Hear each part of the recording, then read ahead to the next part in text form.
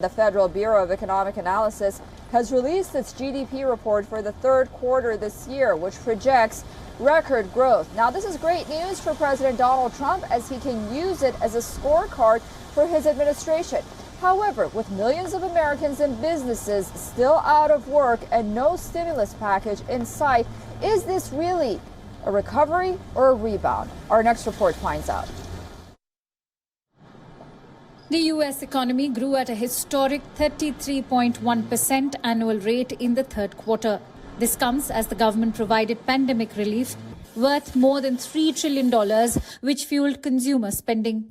The announcement brings a much-needed push for Trump, who has been trailing in a number of opinion polls.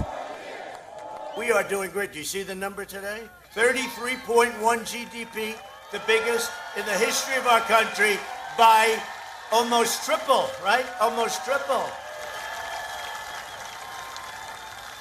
No, it's very much bigger than any GDP we've ever had. You have to go back to the 1950s, and then it's less than half. This is the greatest number, 33.1%. If you asked me 2 weeks ago, I would have said, I'll take 12%. 12% would have been very nice. Nobody ever heard of 12%. 33.1. And let me tell you what they're going to do. I never even thought of this one. They won't even talk about it. This is the biggest event in business in 50 years. The development comes after the economy suffered a 31.4% rate of contraction in the second quarter.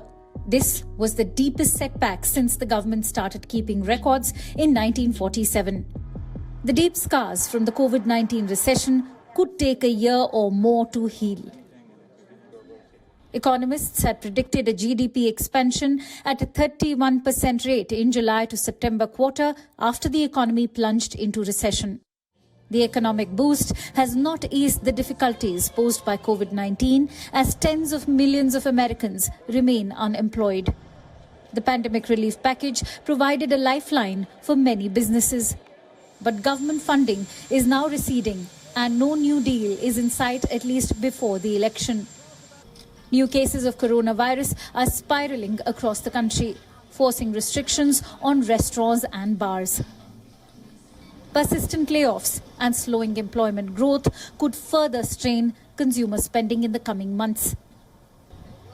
U.S. Election Desk, WION World is One.